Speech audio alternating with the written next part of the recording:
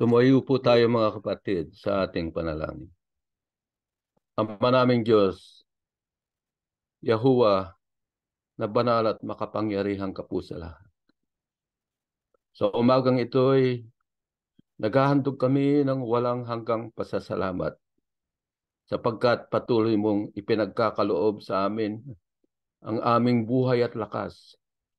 Lalong-lalo na, Ama, ang aming pananampalataya na sambahin at purihin ang iyong napakabanal na pangalan. Bago ang lahat, patawarin mo sana kami sa aming mga nagawang pagkukulang, sa aming mga kasalanan, upang sa ganon, Ama, ang aming pagsamba ay karapat-dapat sa iyong banal na harapan. May handog namin ang aming sarili na walang bahid at walang kapintasan, Ama, upang ito ay dakilain at purihin ang iyong napakabanal na pangalan.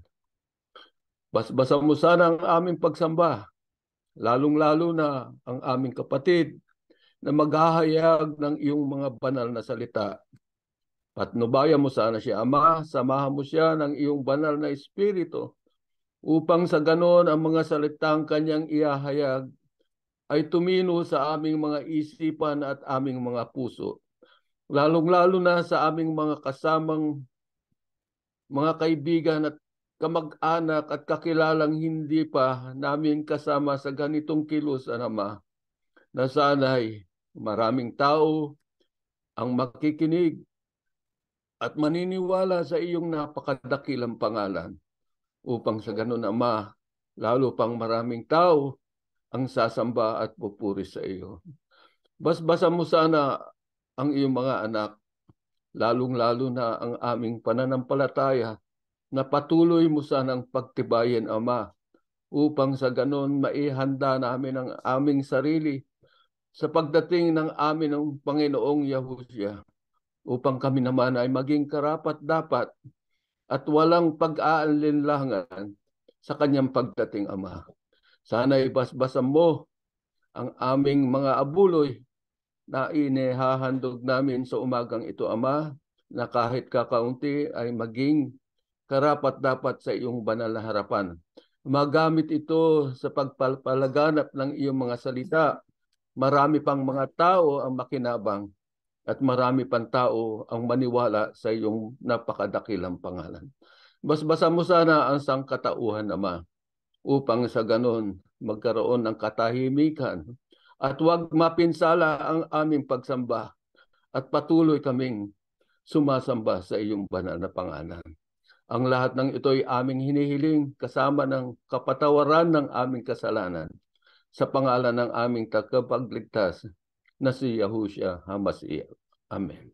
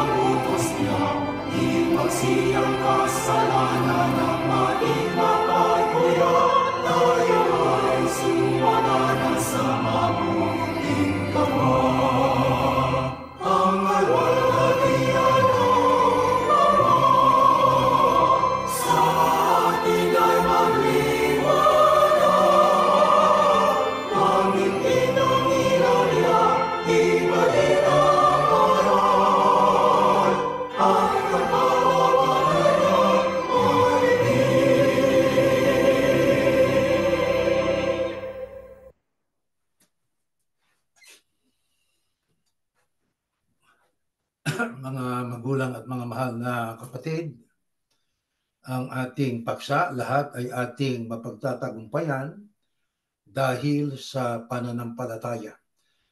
Kasama na po riyan ang takot, sapagkat ang takot ay siyang nangingibabaw ngayon sa karamihan dahil sa nangyayari. Meron tayong kasabihan sa wikang Ingles. They say it is not good news if it isn't bad news. Hindi ang wika magandang balita kung hindi masamang balita. Ibig lang sabihin, kapag nadinig po natin na mayroon pong, pagka hindi po natin nadidinig na mayroon pong masamang nangyari, ay maaaring walang masamang nangyayari. Hindi natin nadinig eh. Pero sa nangyayari ngayon, ay pakinig natin sa magitan po ng social media, written, at maging sa mga balita ang nagaganap sa kasalukuyan sa mga ilang buwang nakaraan. At tulad noong Oktubre 7, inatake ng Hamas ang Israel magpahanggang ngayon. Naglalabanan pero humingi ng ceasefire. Biglang sabihin sa ganitong kalagayan po ng mundo, ang tao ay nagkakaroon po ng takot. Napapanik ang tao. Kaya ang mga tao ay nagkakaroon ng panic buying, bumibili sila ng mga bagay na kailangan nila sa mahaba-habang panahon. Yung walang may bibili, wala silang magagawa, kundi ang hintayin kung ano ang pwedeng mangyari. Ang dahilan kaya nagkakaganito mga tao ay dahil dun sa salitang takot, fear, na kung ano kaya ang kasunod na magaganap. Hindi ba gano'n din tayo mga kapatid? Bagaman alam na po natin sa magitan ng ating mga pag-aaral kung ano ang magaganap pagdating ng mga bagay na mga nangyayaring ito. Baka mas matindi pa dyan ang magaganap, di ho ba? Kaya yung takot sa yung takot sa mga bagay na hindi po natin nalalaman, yan ho ang laganap sa ngayon. Alam niyo, ang pagkatakot normal. Natural sa tao ang matakot. Pero sa bayan ng Diyos, sa mga anak ng Diyos, ay mayroong bilin sa atin ng Diyos. Pakinggan po natin ang nakasulat sa Efeso. Ito bilin sa atin. Hindi lang yan, gamitin din ninyo bilang panangga ang pananampalataya ninyo para hindi kayo tabla ng mga panunukso ni Satanas na parang mga palasong nagliliyab. Isuot nyo bilang helmet ang tinanggap ninyong kaligtasan at gamitin nyo bilang espadang salita ng Diyos na kaloob ng banal na espiritu at manalangin kayo sa lahat ng oras sa tulong ng banal na espiritu. Ipanalangin niyo ang lahat na dapat ipanalangin. Huwag kayong magpabaya. Patuloy kayong manalangin lalo na para sa lahat ng mga pinabanal. Sa kabila ng mga nangyayari, marami ang takot. Pero sa mga lingkod ng Diyos, meron pong dapat tayong gamitin para tayo po ay huwag tablan ng anumang takot o anumang panunukso ni Satanas. Ano po yun? Ang pananampalataya. Ang sabi, isuot nyo bilang helmet. Diba? Ang helmet, kumbaga sa sundalo ay panangga. Para kung ikay tamaan man ng bala sa ulo, bago ang ulo, may helmet muna. Yun ang panangga. Kaya nakakaligtas ang tao. Gamitin nyo bilang espada ang salita ng Diyos. Ang espada ay sagisag ng kapangyarihan, ginagamit sa pakikipagbuno o pakikipaglaban. Pero ang espadang yan ay salita ng Diyos, nakaloob ng banal na espiritu. At ang sabi pa, manalangin kayo sa lahat ng oras sa tulong ng banal na espiritu. Panalangin natin ang lahat, lalo na ang mga pinabanal o ang ating mga kapanampalataya. Mga kapatid, kaya ang takot ay laganap, pero sa ating mga iglesia ni Yahusya, kailangan tayo ay maging matapang. Kailangan nating madaig at mapagtagumpayan ang lahat ng bagay, kasama na ang takot. Sa nangyayaring ito sa mundo, mga kapatid, ano po ang pahayag ng Haring si David para ating pong malupig ang takot? Pakinggan natin. Sa aklat po ng Salmo, ganito po nakasulat. Ang Panginoon o si Yahuwah ang aking pastol. Hindi ako magkukulang ng anuman. Kahit duman ako sa pinakamadilim na libis, hindi ako matatakot dahil kayong aking kasama. Ang dala niyong pamalo ang sa akin ay nag-iingat. Ano ho ang payo ng haring itong si David, na ito ang kailangan natin maisakbap, ito ang kailangan natin na maging pananalig. Ang ating pong pananalig ay sa ating pastol. Ano yung pastol? Kumbaga sa mga tupa, tagapag-alaga. Sino ang ating pastol? Si Yahuwah. Meron pa bang hihigit sa kanya na iba pang pastol? Wala na. Kaya ang sabi itong si Haring David, sukomot ang kanyang pastol o ang kanyang tagapag-alagay, si Yahuwah, kahit duman ako sa pinakamadilim na libis. Sa ibang salin ng Biblia, kahit na ako'y dumaan sa lilim ng kamatayan, hindi ako matatakot. Bakit? Dahil kasama ko ang wika, ang aking Diyos. Ano dala-dala ng Panginoon Diyos? Dala niyong pamalo ang sa akin ay nag-iingat. Yan ang ating dapat na maging pananalig. Yan nga ba ang nasa inyo po, mga kapatid? Yan ba ang nasa ating pananalig? Ng ating dakilang pastol na manananggol ay walang iba kundi ang ating Diyos na si Yahuwah. Sana yan ang ating pong palagi na mataglay sa ating mga puso at damdamin. Pag-aralan po natin ang ilang sa mga karakter sa Biblia na dahil sa kanilang pananalig sa Panginoon Diyos at sa kanilang pananampalatayang matibay sa Panginoon Diyos, ay nadaig po nila ang lahat, maging ang takot. Tingnan natin ang isang lingkod ng Diyos dito po sa nasusunod na talata. Next slide. Sa Exodus, ang sabi, pero sinabi ni Moises sa Diyos, sino po ba ako para pumunta sa Paraon at ilabas ang mga Israelita sa Ehipto? Sinabi ng Diyos, sasamahan kita. At ito ang tanda na ako nagpadala sa iyo. kapag nailabas mo na ang mga Israelita sa Ehipto, sasambahin ninyo ako sa bundok na ito. Sino po ang tinutukoy sa talatang binasa natin? Alam kong alam ninyo, si Moises po yan. Oh? Sino po ba si Moises? Siya po ang adopted son ng anak ni Paraon. Pero alam natin ang kasaysayan po nitong si Moises. Nakapatay siya ng isang Ehipsyo. Sa takot niya, tumakas siya. Sa tagpong ito, sa ating binasa, ay kinausap siya ng Panginoon Diyos para siya ang gamiting kasangkapan para ang mga Israelita na inaapi at pinahihirapan sa Ehipto ay mapalaya. Siya ang gagamitin ng Diyos. Diyos ang gagawa, pero siya ang gagamitin na kasangkapan. Di ba? Pero noong kausap niya, Diyos nagtumutol siya. Ayaw niyang siyang gamitin kasangkapan ng Panginoon Diyos. Ano katunayan? Ang sabi niya sa Diyos, sino po ba ako para pumunta sa Paraon at ilabas ang mga Israelita sa Ehipto? Sa ibang sa talata pa nga ng Biblia, hirap akong magsalita.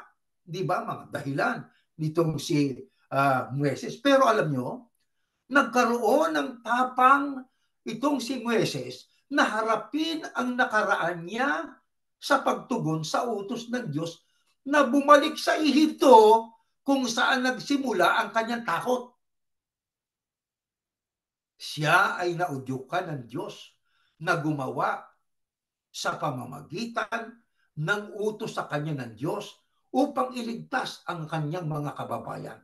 Ang mga Hudyo na mula sa pagdurusa, na ito'y mula sa pagdurusa na kanilang nararanasan noon. Di ba? Bakit po nagawa ito ni Moises? Ano ang nagbigay sa kanya ng inspirasyon? Yung pangako ng Diyos. Sabi ng Diyos, sasamahan kita. Sipin nyo. Katumbas ng sinabi, binasa natin kanina, na sabi nitong si David ang Diyos ang aking dala-dala ng Diyos ay pamalo. Diyos ang aking ikang ay pastol. Dito, sabi kay Moises ng Diyos, sasamahan kita. Yun na lang ikay samahan ng pulis Lakas ng loob mo Pulis ang kasama mo Pero ang Diyos pa kaya? At itong tanda na akong nagpadala sa iyo kapag nailabas mo na ang mga Israelita sa Ehipto, sasambahin ninyo ako sa bundok na ito. Yung pong mga kataga na binitiwan ng Panginoon Diyos, pangako niya kay Moises, yung po ang nagbigay ng lakas ng loob kay Moises para balikan niya ang Ehipto na doon naggaling ang kanyang takot. Naharap niya ang takot niya dahil sa pangako ng Panginoon Diyos. Kaya alam niyo nangyari? Dahil po sa pangunguna ng Diyos kay Moises, ang mga Israelita nagkaroon ng inspirasyon na sumunod sa pangunguna nitong si Moises hanggang sa sila po'y nakatawid sa dagat sa Red Sea para makaligtas sa kasandulahan ng Paraong taga-Ehipto. Di ba? Kaya ano ang aral nito sa atin? Tanong, mga kapatid, ano ang ilang karanasan natin na hindi po nalutas sa mga nakaraan, napilit nating iniiwasan dahil takot tayong harapin? Ano-ano mga problema natin noon? O anong kasalukuyan nating problema ng nakaraang mga ilang araw? Takot nating balikan sapagkat takot tayong harapin. Mga kapatid, gayahin natin si Moises. Takot man siyang bumalik sa Ehipto, pero dahil sa kanyang pananalig, dahil sa kanyang pagtitiwala sa pangako ng Panginoon Diyos, bumalik siya at hinarap niya ang takot dahil sa tulong ng Diyos. Di ba? Kaya mga kapatid, kailangan natin ang pananampalataya sa Panginoon Diyos para magawa nating harapin ng buong tapang at maging inspirasyon din tayo sa iba na kailangan nila ring manangan sa Diyos. Sino pa ang ilang karakter ng Biblia na dahil sa kanilang pananalig sa Diyos ay nagkaroon ng tapang? Ito, pakinggan natin. Next slide po. Ayan.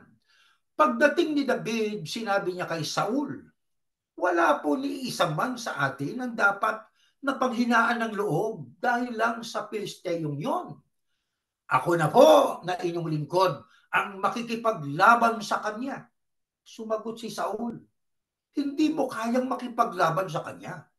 Bata ka pa, habang siya'y mandirigma na mula pa sa kanyang pagkabata. Ang Panginoon na nagligtas sa akin sa mga leon at oso, ang siya ring magliligtas sa akin sa kamay ng Pilisteyong yon. Sinabi ni Saul kay David, sige, lumakad ka na, patnubayang kasana ng Diyos. Itong si Saul, mapag-alinlangan pa, patnubayang kasana ng Diyos. Anong klaseng hari ito? Nagdududa sa magagawa ng Diyos. Balikan natin ang ating tanong. Sino pang isang karakter sa Biblia na natural na may takot pero bunga ng kanyang pananalig sa Diyos kahit imposible ay nangyari dahil sa Diyos? Yang si David. Alam niyo mga kapatid, naharap ni David ang mga imposible na mga sitwasyon. Di ba? Ano yan? Yung labanan ng higanting si Goliath. Sa pulmula, mandirigma na yan. Bukod pa riyan, kulang-kulang sa 10 talampakan ang taas niyan. Between 9 and 10 feet ang kanyang tangkad. Bali ba, meron pang malaking espada, may helmet pa siya, mandirigma sa pagkabata. Ito namang si David, ay hindi ho mandirigma, pastol ng mga tupa. Batang-bata pa. Namumulang pisngi pagka binasa pa ninyo sa ibang mga bahagi ng Biblia. Alam ba niyo ang labanan ng Israel at saka Pilisteo? Yan po ay labanan sa kapangyarihan. Oo. Nasa pulmula talaga ang pangunahing kaaway ng Israelita yan ng mga Pilisteo. Bagamat itong si Saul at mga Israelita sa araw-araw na paghamon ni Goliath sa kanila na makipaglaban kayo sa akin, aba naging dismayado, pinanghinaan ng loob. O di ho ba? Gaya ng ating nabasa po yan. Pero ano ho ang ginawa nitong si David? Abang sabi niya, wala po ni isa man sa atin ang dapat panghinaan ng loob dahil lang sa Pilisteyong yon. Kaya pag binasa nyo sa ibang talata, dahil sa hindi tuling Pilisteyong yon. Sabi pa ni Haring David sa ibang bahagi ng Biblia, pag binasa natin ano ang sabi niya? Ako na po na inyong lingkod ang makikipaglaban sa kanya. Tumutol pa nga si Saul hindi mo kayang makipaglaban sa kanya. Nakita niyo anong uring hari itong si Saul. Yan po'y panahon nung takasan na siya ng Espiritu ng Diyos Ang hari o tagapamahala na haring pangkalahatan niya ng Israel ang katumbas, tagapamahalang pangkalahatan, kumbaga sa panahon natin, ang tinakasang ng Espiritu ng Diyos na tagapamahalang pangkalahatan o kaya'y tagapamahala ng Israel noon na si Saul, matatakutin. Wala na kasing patnubay ng Espiritu Santo. O diba? Kaya sabi niya imbis na i-encourage itong si David, dinidiscourage pa niya. Hindi mo kayang makipaglaban. Bata ka pa. Habang yan, mandirigma yung Pilisteo mula sa pagkabata. Pero ano po ang sagot nitong si David? Ngayon ay salita na ang kanyang pinananglan ay ang nagawa sa kanya ng Panginoon Diyos. Ang sabi niya, ang Panginoon na nagligtas sa akin sa mga leon at mga oso, ang siya ring magliligtas sa akin sa kamay ng Pilisteyong yon. Makikita natin ang pananampalataya. Bakit nagawa yun ni David? Sapagkat tinulungan na siya ng Diyos sa maraming pagkakataon sa nakaraan niya na makikipaglaban sa mga leon at sa mga oso. Matibay ang kanyang pagtitiwala na ililigtas siyang muli ng Diyos laban kay Goliath. Ayun ang ginawa niya, kumilos siya. Dahil sa pananampalataya, gamit ang panghilagpos. Sa magitan ng isang bato, nagtagumpay itong si David.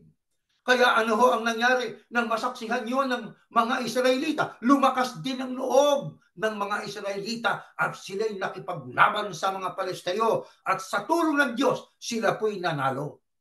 Ano mga kapatid, ang tanong, ano ang ilang mga karanasan ninyo o natin natakot tayong harapin dahil iniisip nating imposibleng ating mapagtagumpayan. Ano po yun? Naniniwala po ba tayo na ating mapagtatagumpayan ang mga kabiguan sa buhay? Meron tayong mga frustrations. Naniniwala ba kayo na tayo ay magtatagumpay sa mga frustrations natin? Kailan natin magagawa po yan? Kung ating tutularan ang ginawa ni David. Ang siya ay manangan at ilagak ang kanyang pagtitiwala sa Panginoon Diyos at wala nang iba.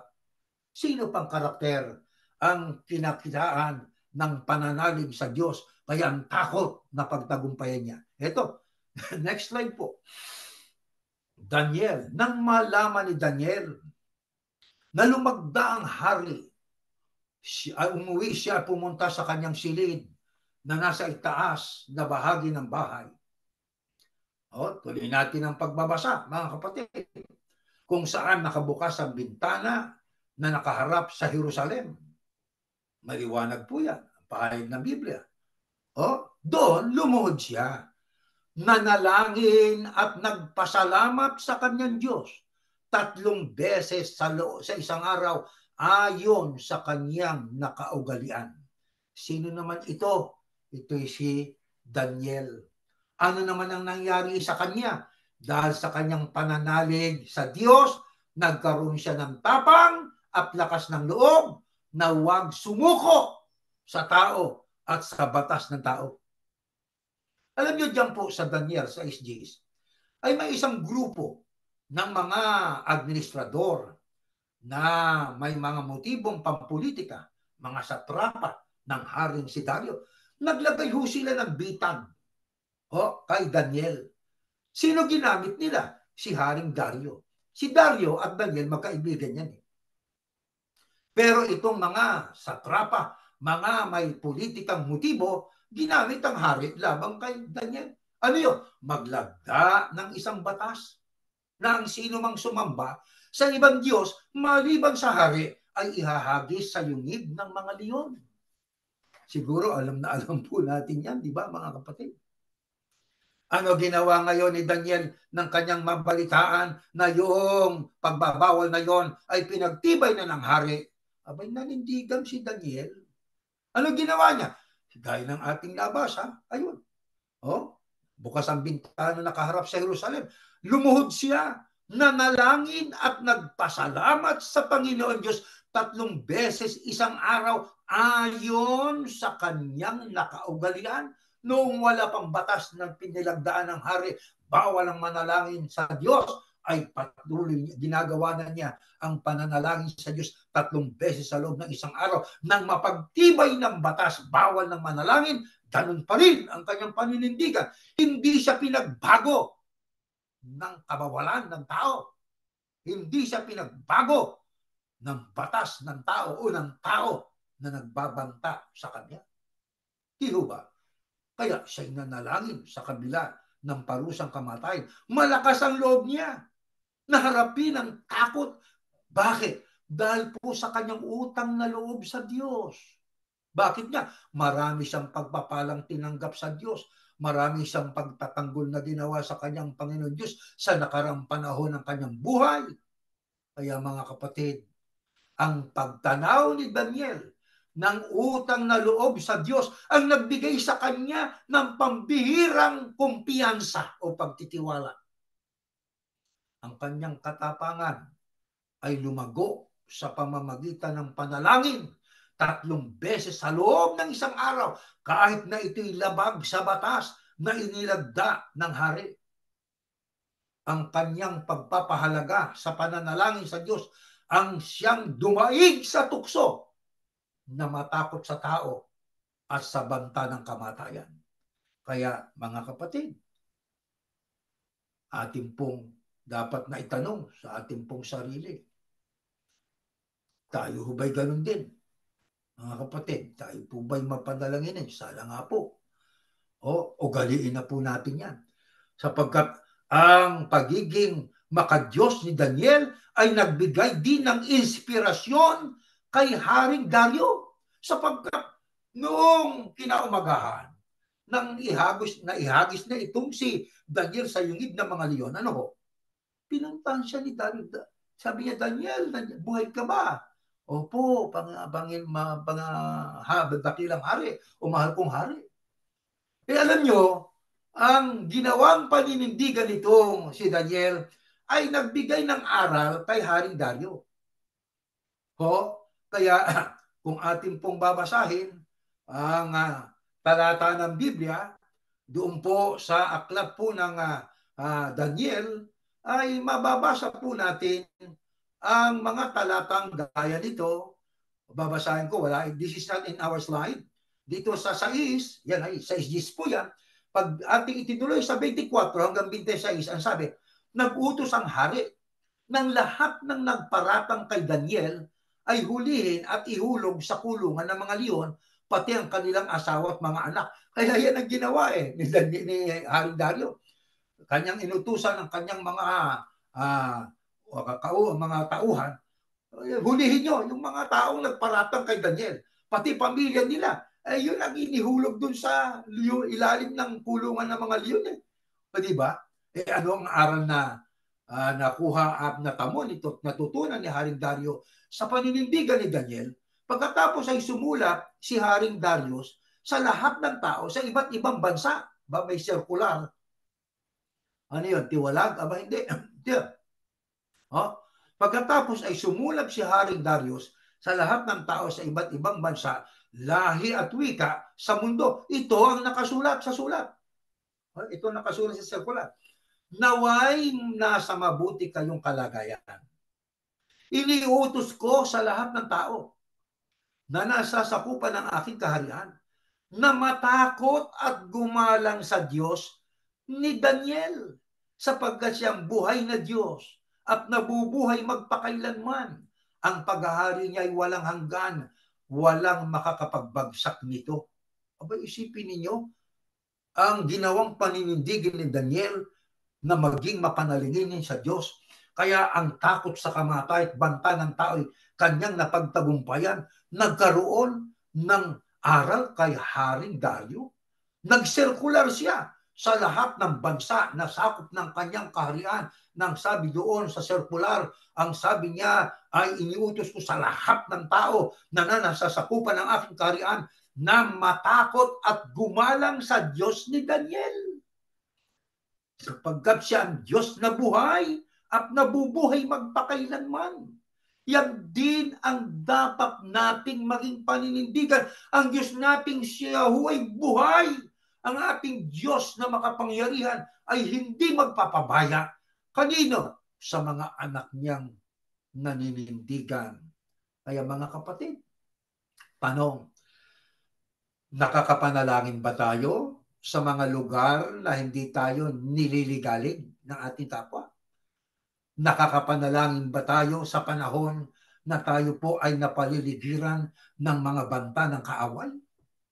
Katulad ni Daniel.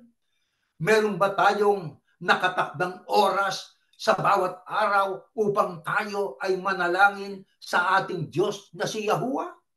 Dapat po na tayo magtakda ng oras na tayo at ang Diyos lang ang siyang nagkasama na tayo nananalangin sa Kanya. Lalo na sa panahong ito, mga kapatid. Tanong, sino pa ang isang karakter ng Biblia? Marami yan Kukuha lang tayo ng ilan. Ito pa. Pakinggan natin naman sa Esther. Ito ho nakasulat. Sa Esther, ganito ang nating mababasa sa 4:16. Humayo ka. Tipunin mo ang lahat ng Hudyo na nandito sa Susa at mag-ayuno kayo para sa akin. Huwag kayong kumain o uminom sa loob ng 3 araw. Ako at ang mga alipin kong babae ay mag-aayuno rin. Pagkatapos pupunta ako sa hari kahit nalabag sa batas, at kung papatay man ako, handa akong mamatay. Ano naman itong tagpong ito? Ito si Esther naman ito. Dahil sa kanyang pananampalataya, nagkaroon ng lakas ng loob na harapin ang malaking panganib na kahit malagay sa panganib ang kanyang buhay. Ano bang tagpo ito? Alam nyo kasi, meron pong isang taong pinromote ng isang hari. Pangalan niya ay si Haman. Hindi Hamas. Haman. Pero itong si Haman at ang Hamas na lumusob sa Israel, magka-espiritu eh. Itong si Haman, pag binasa ninyo ang Esther Kapitulo 3, ay tao na kausap niya itong si Mordecai ba yun? Mordecai nga yata, no? Kung tama ang pagkakabasa ko. Isang Hudyo. Ito ay, ang gusto nitong si Haman, lahat ng tao na dadaanan niya, luluhod sa kanya. Kaya pag may napopromote sa karapatan, nagyayabang, gustong magbow sa kanya. Parang ganyang nangyayari sa iglesia na pinanggalingan ko. Kailangan pa, tagapamahala ng distrito niya, ang mga masiwa, abay, kumamay kayo. O, kahalikan yung kamay niya. O, di ba? Nangyayari yung gano'n. Itong si Haman, may espiritong gano'n eh. Baka dyan nakopya ng iba yan sa panahon natin ngayon. Dapat yung muko. Itong si Mordecai, hindi ho yung muyo ko eh. Nalaman niya isang Hudyo pala. Kaya, ang nangyari ho, nagplano itong si Haman, na ipapapatay niya lahat ng mga Hudyo. Itong si Esther, yan, si Esther na yan, na binabasa natin, sulat ni Esther yan. Asawa ito ng haring si Xerxes.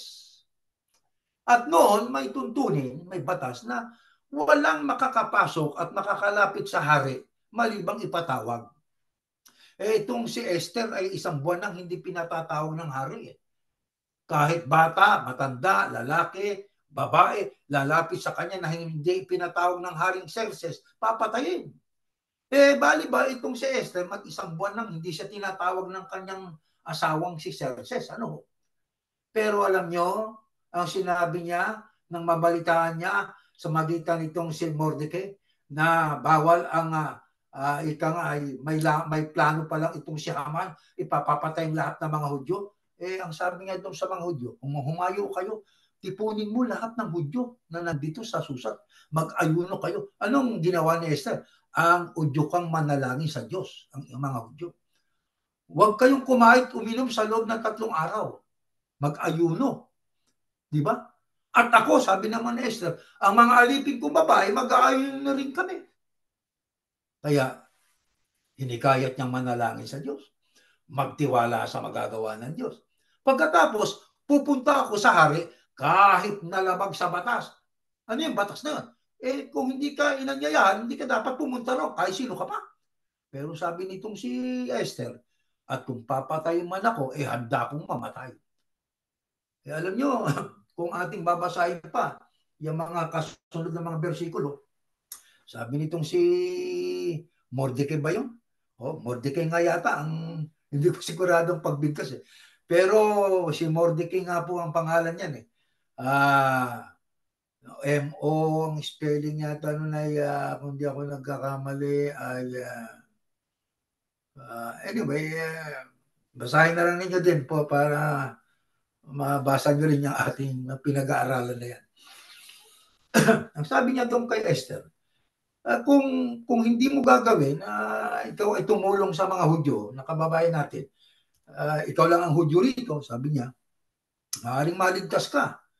Pero kaya ka siguro ginawang reyna asawa ni Haring Xerxes para sa bayan ng Diyos, ang mga Hudyo. Kaya itong ginawa nitong si Esther ay naghanda siya ng pagkain, pinaanyayahan niya si Haman. Hanggang sa ilang beses po yun, ilang beses siya naghanda ng hapunan para yun nga, para maiulat niya itong si Haman sa hari. Bali ba nang malaman ng hari na ito palang may masamang planong si Haman, ang siyang ugat ng lahat ng kasamaan na ipapapatay ang lahat ng mga Hudyo, parang katulad ng Hamas, gustong ilipulin talaga ang mga Hudyo.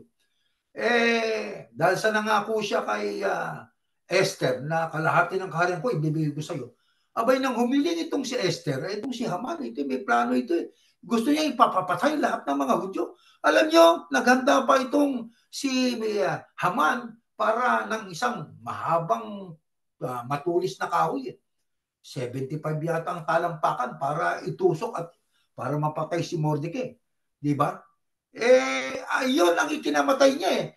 Yung kanyang inihanda na bagay para magamit sa pagpatay kay Mordecai na isang Hudyo, yun ang ikinamatay niya. Ano lamang ang ibig sabihin? Nanindigan itong si Esther. Di baling mataya ang kanyang buhay sa panganib, pero ginawa niya. Bakit? Sapagkat ang kanyang pananalig ay hindi sa tao. Ang kanyang pananalig ay sa Diyos. Ang kanyang pagtitiwala ay sa magagawa ng Panginoon Diyos, hindi po sa magagawa ng tao. Kaya, mga kapatid, nagtagumpay sila. Yan ay ilan lang sa mga karakter ng Biblia, mga kapatid, na atin hong pinag-aaralan ngayong umaga, na ating kapupulutan ng mga aral na napakahalaga.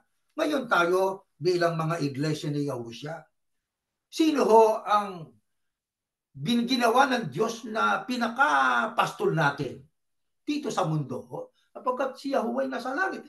Next slide po, ganito nakasulat. Ako ang mabuting pastol. At ang isang mabuting pastol ay handang mag-alay ng kanyang buhay para sa kanyang mga tupa. Ako ang mabuting pastol. Kung paano ako nakikilala ng aking ama at kung paano ko siya nakikilala, ganyan din ang pagkakakilala ko sa aking mga tupa at ang pagkakakilala nila sa akin. Sino ngayon ang ginawang tupa ng Panginoong Yahuwah dito sa lupa para sa kanyang mga anak na lalaki at babae? Sabi ng ating Panginoong Yahuwah, ako ang mabuting pastol. Kung pastol, may pinapastulan. Sino ang kanyang pinapastulan? Ang mga tupa. Ano ang katangian ng mabuting pastol? Nakikilala siya ng kanyang mga tupa. Ganun din ang mga tupa, nakikilala siya. Kaya meron silang mutual na relasyon sa isa't isa. Kaya tayo, bagaman ang ating Panginoong Yahuwah ay nasa kanan ng Diyos doon sa langit, ang ating pong relasyon sa ating Panginoong Yahuwah ay parang napaka-personal. Bakit? Sapagkat malapit tayo sa Kanya. Siya ang ating pinakaulo, tayo sangkap ng katawan niya. Konektado tayo sa Kanya. Kaya dahil dyan, ano pangako ng Panginoong Yahuwah na ating mabuting pastol na Kanyang gagawin sa atin? Ito, pakinggan po natin. Next slide.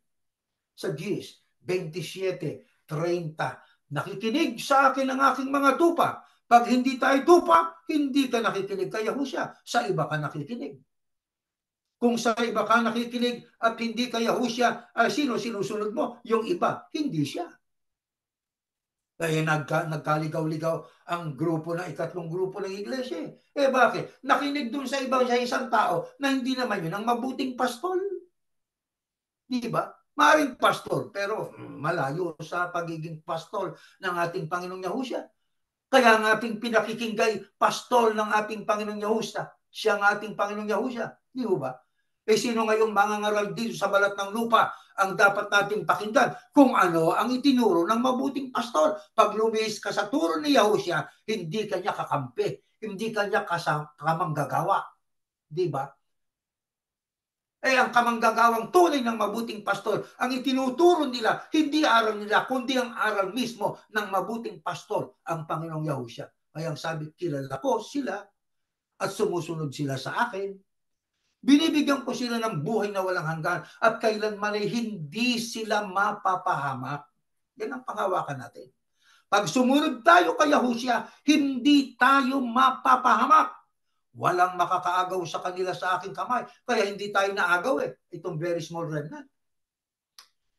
Hindi tayo naagaw para pasunurin sa isang pastol na hindi naman mabuting pastol. Hindi tayo naagaw. Bakit? Pumirmi tayo Kanino? Kay Yahuwah. Siya ang ating pinakinggan sinunod. Walang makakaagaw sa kanila sa aking kamay. Sabi ni Yahuwah, ibinigay sila sa akin ng Ama. Hindi ba totoo yun?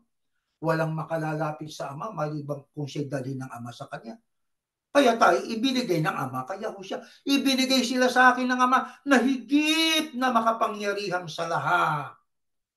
O sige nga, dalawang pastol ang kakampi natin, sino laban sa atin? Pastol na si Yahuwah, pastol na si Yahuwah. Walang makakaagaw sa kanila mula sa kamay ng aking Ama. Ako at ang Ama ay iisa. Isipin nyo, nagkakaisa ang Yahusha at Yahuwah para tayo pastulan, paano tayo madadaig, paano tayo matatakot sa mga panganib.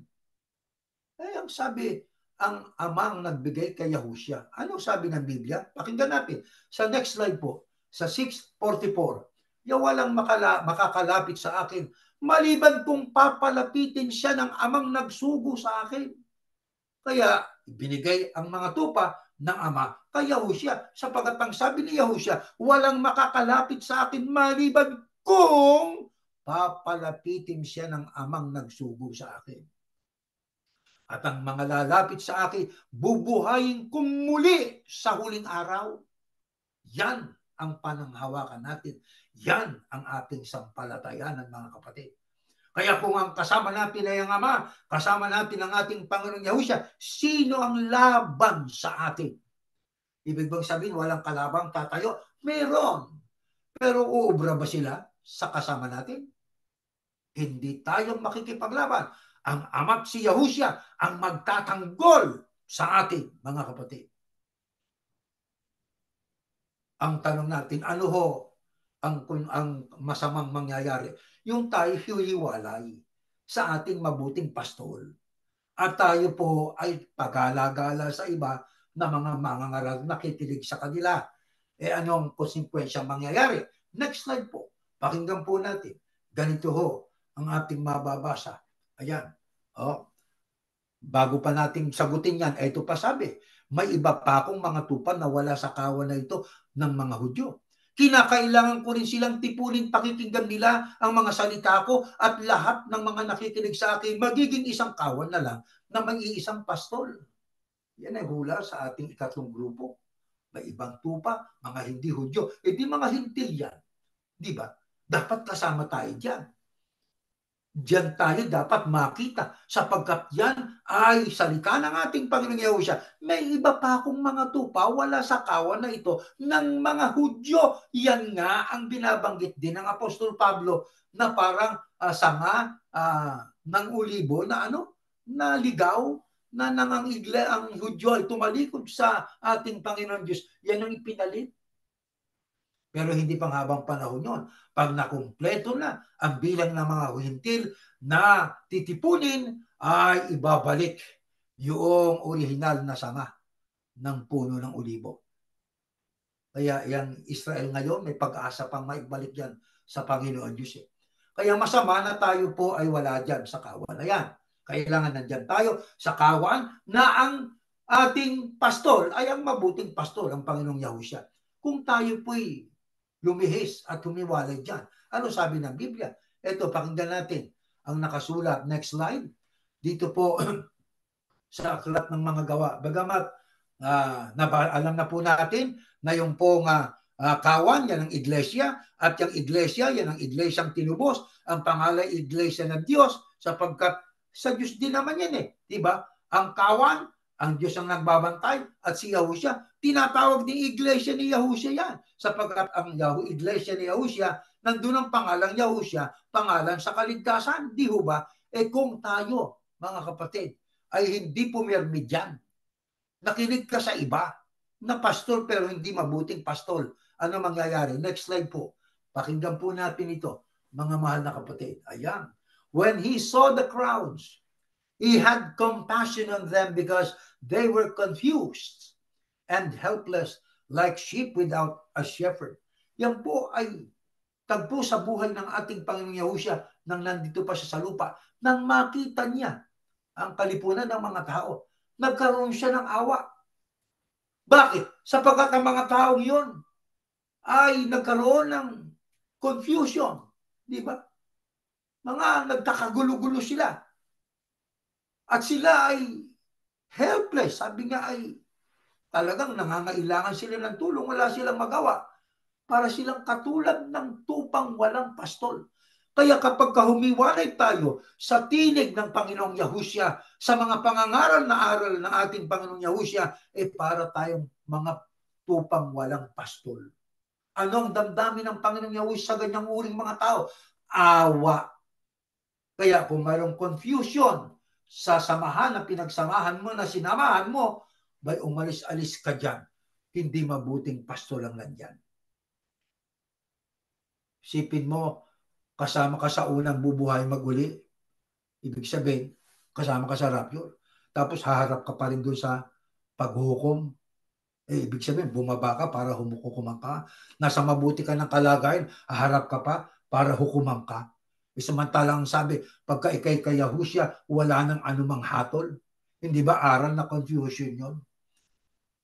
Kaya pagka nandiyan ka sa ganyang samahan, hindi mabuting pastol ang nangaral po dyan. Pastol nga, pero maaaring hindi mabuti yan. Bakit? Bakit hindi maaari? Mabuti.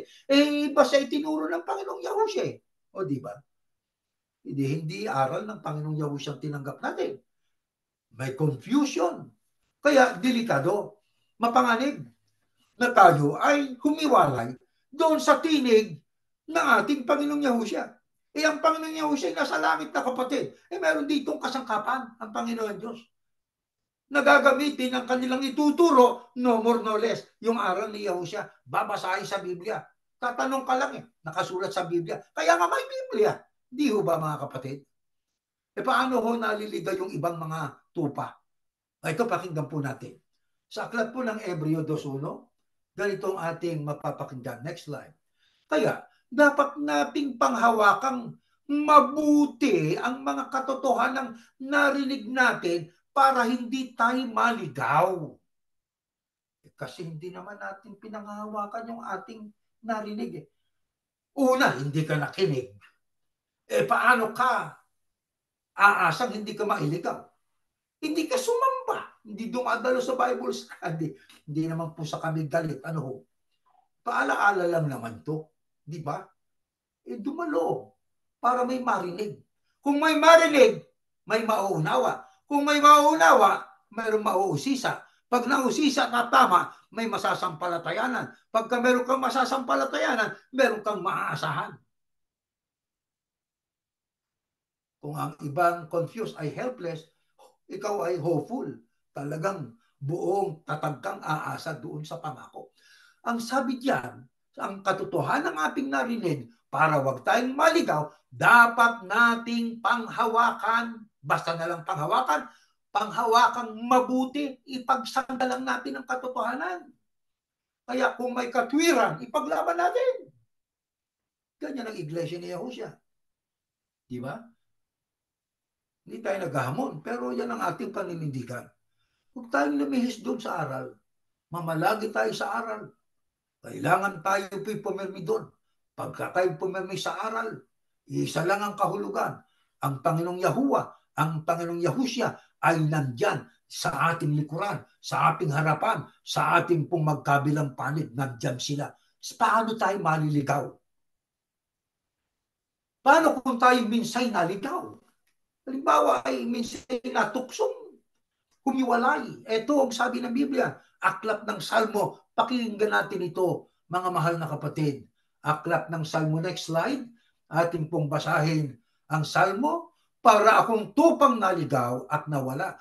Kaya hanapin niyo ako na inyong lingkod dahil hindi ko kinakalimutan ang inyong mga utos. Maaaring naliligaw, natutukso, nagkakaroon ng mga lapses. Pero ang sabi niya sa Diyos, sabi ni David, kaya hanapin niyo ako na inyong lingkod.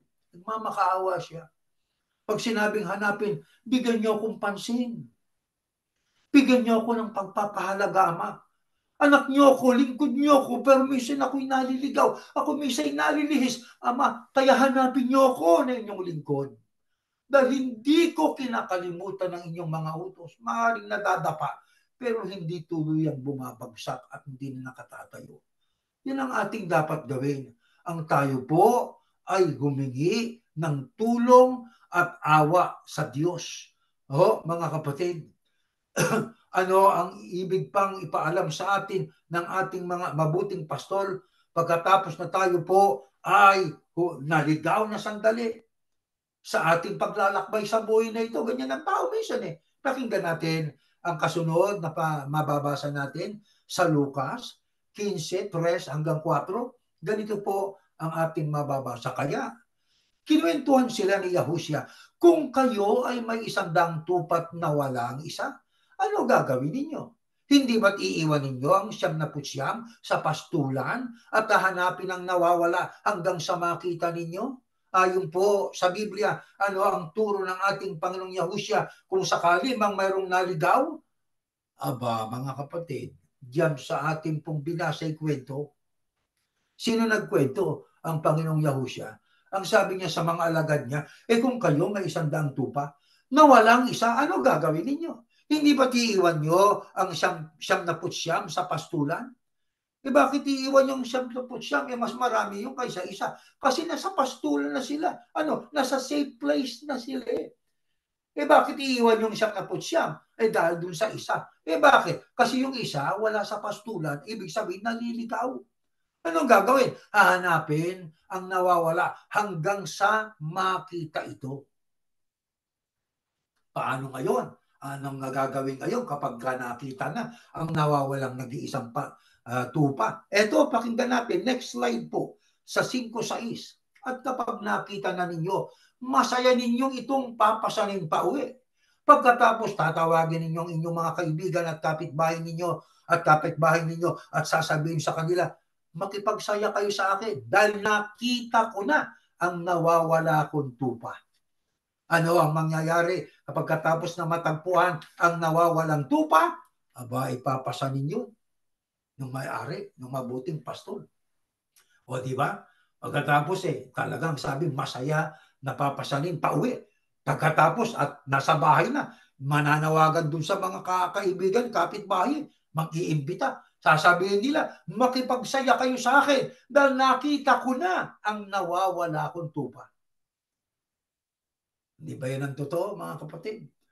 Tayo bilang mga iglesia ni Yahusya, kapag kang isang dati nating hindi kapanalig ay nakapakinig at sumampalataya, dati siyang lost, dati siyang nawawala at naliligaw nang siya'y sumama sa kilusan. Ano damdamin natin? Masaya o hindi masaya? Ibinabalita pa natin, kapatid, no? Tontuwa ang mga kapatid natin. Ganun ho ba? Kasama na po natin sa kilusan. Salamat naman sa Diyos. Diba?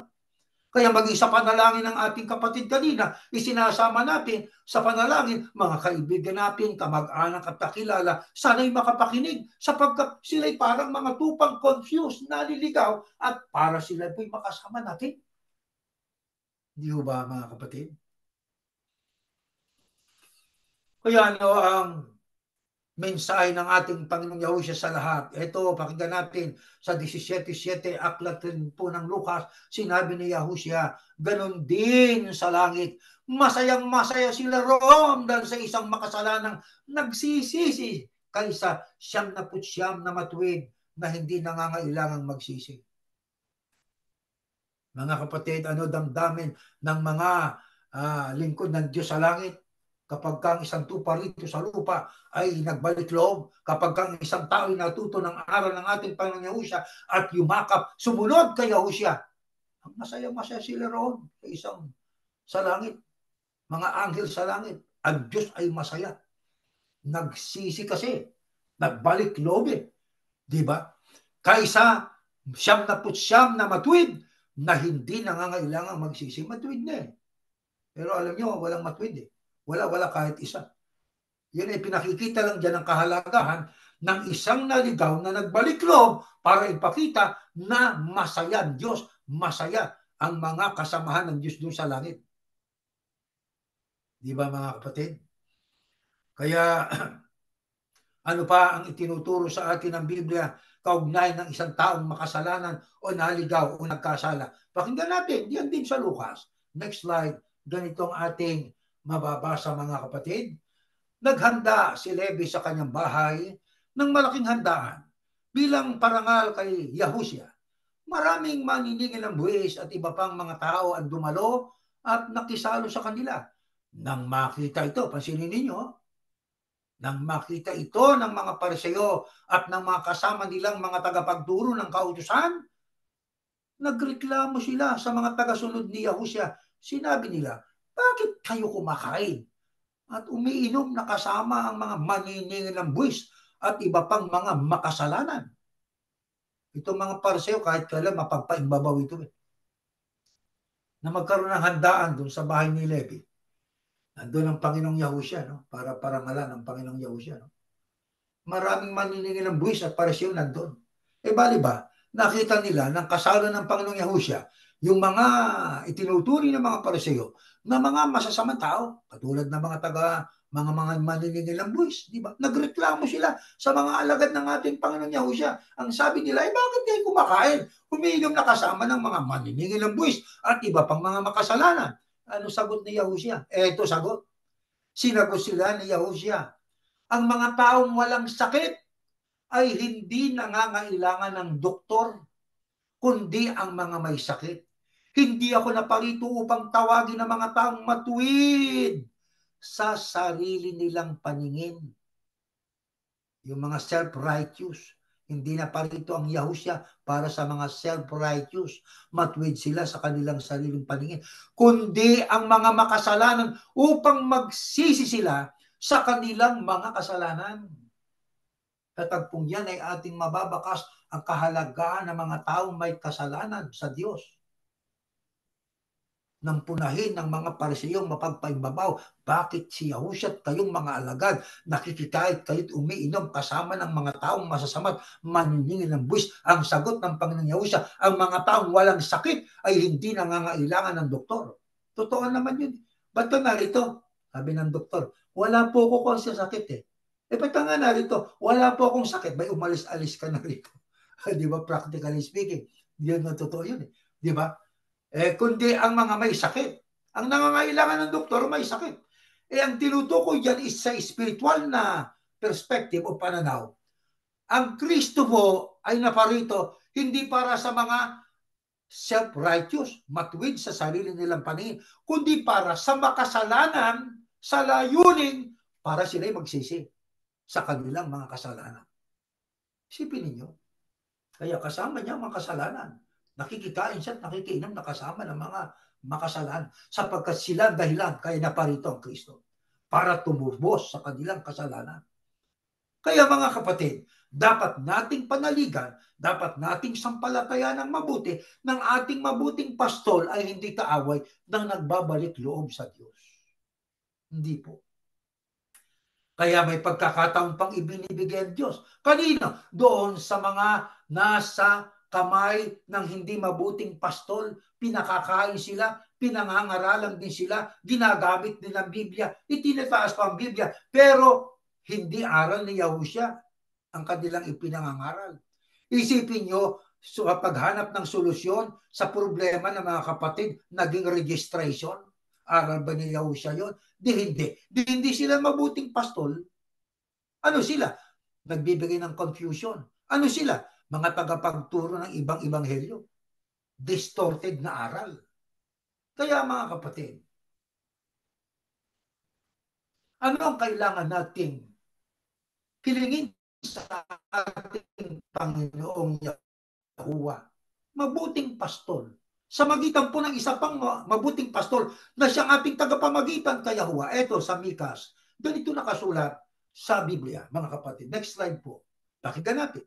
Nanalangin ang mga Israelita, Yahuwah, bantayan niyo po kami na iyong mga mamamayan katulad ng pagbabantay ng pastol sa kanyang mga tupa.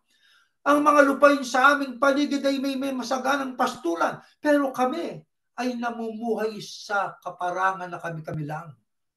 Palawakin niyong muli ang aming teritoryo hanggang sa Bashan at sa Gilead katulad noon. Magpakita po kayo sa amin ng mga himala katulad ng inyong ginawa nang ilabas niyo kami sa Ehipto. Daing yan ng mga Israelita noon na maaaring maging daing din natin, mga kapatid. Ano ang sabi nila sa Diyos? Yahuwah, bantayan niyo po kami na inyong mga mamamayan katulad ng pagbabantay ng pastol sa kanyang mga tupa. Palawakin niyo muli ang aming teritoryo. Ibig sabihin, pasaganain niyo uli kami. Kaya dininig ng Diyos yan ang Israel. Sipin niyo mula sa isang pamilya nakapasok sa Ehipto sa magitan nitong si Jose na isa sa mga anak ni Jacob. Mula sa pagiging isang pamilya, naging isang malaking bansa. Nang maging malaking isang bansa, sila ay pinahirapan para wag dumami. Sila ay pinalaya magitan nitong si Moises. Walang-wala sila, pero pinasakop ang Kanaan. Habang sila ay umuunlad, talagang marami naiinggit. Hanggang sa umunlad ng matindi ang Israel.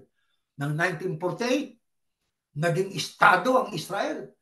At na maging estado, biglang yumabong ang kanilang ekonomiya. Lumakas ang kanilang militarisasyon, ang kanilang hukbong pangsandatahan. Naging isa sa kilala na malalakas na bansa. Hindi lamang sa ekonomiya, kundi maging sa pakikipagdigma laban sa mga karatig bansang kumakaaway sa kanila. Ano po yan? Di ba yan ay pagdinig ng Diyos sa kanilang panalangin nang sabi nila, palawakin yung muli ang aming teritoryo hanggang sa Basana sa Gilead? Nasakop nila ang iba't ibang karatig na bansa.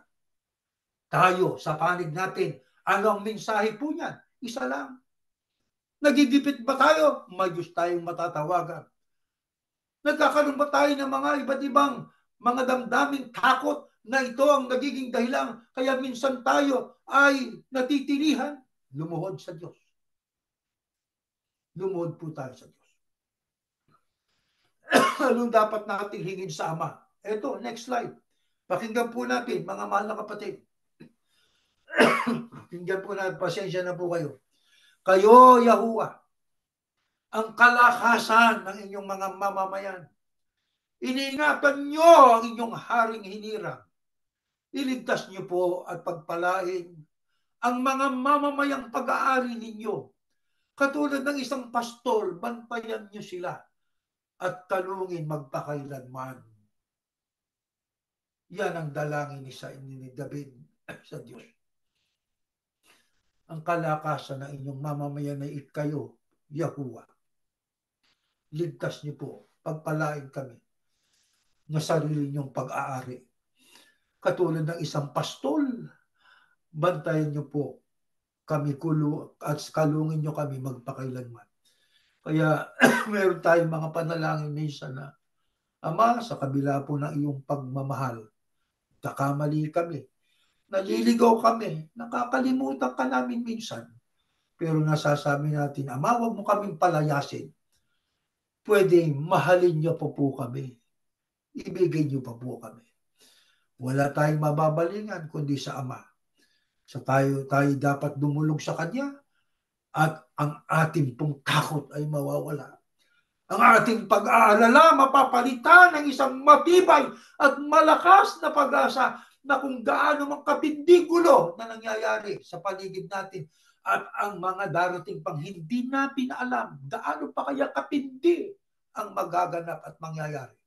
Lahat ng yan ay magagapi at ating madadaig at mapagtatagumpayan sa pananalig natin sa ating pananampalataya sa ating Ama. Tulungan tayo ng Diyos. Tumayo kayo mga kapatid sa ating panalangin. Ama namin Diyos, salamat po sa iyo ng marami.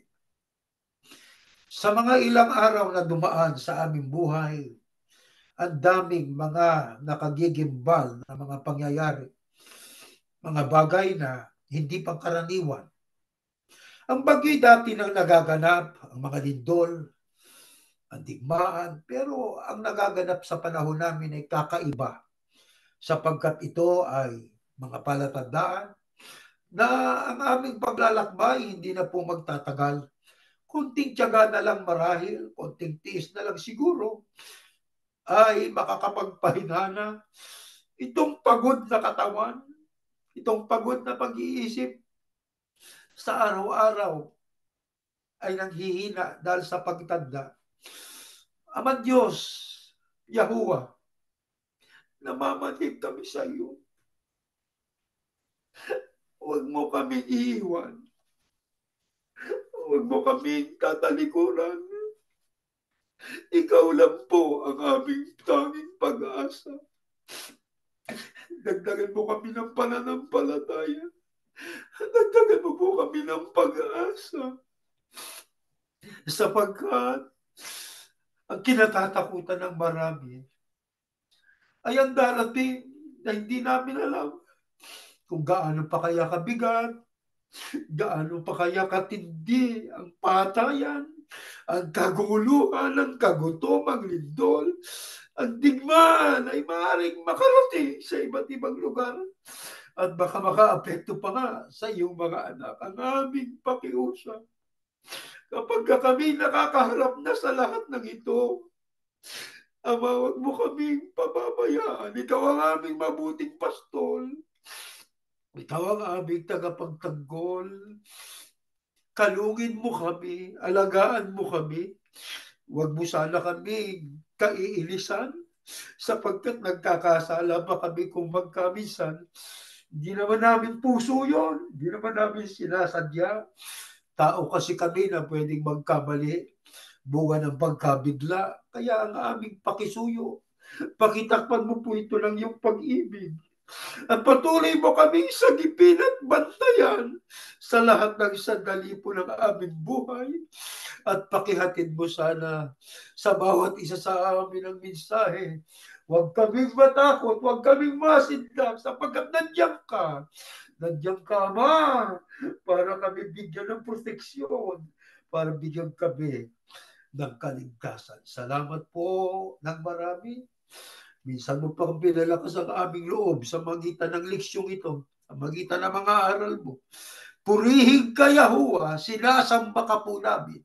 Dinadakila po namin ang iyong pangalang Yahuwah. Ama, umaasa kami, dininig mo pong aming pakiusap. Patawad sa aming pagkakasala.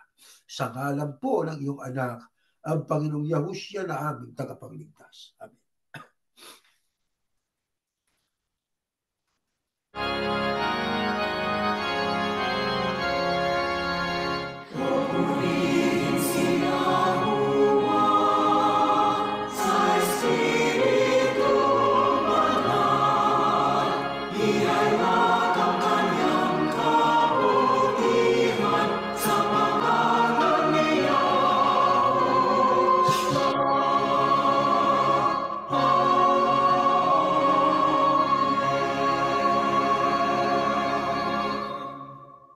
Biyayang pagliligtas ng ating Panginoong Yahushua, ang pag-ibig ng Diyos na si Yahuwah at ang patuloy na pagkikipisan ng Espiritu Santo, sinawang sumaating lahat ngayon at magpakailanman. Amen. Mga kapatid, meron tayong mga tagubilin po. Nandiyan po sa ating screen. Patuloy tayo na mag-imbita sa ating mga pagsamba via Zoom 403-356-8689 or via Facebook Live. Ang ating pong donasyon ay ating padala, ang ating abuloy dyan po sa churchofyahusha.org. You can also share our website www.churchofyahusha.org na ito'y naglalaman ng ating deklarasyon ng pananampalataya para sila po ay makasama din sa mga latest worship service and videos.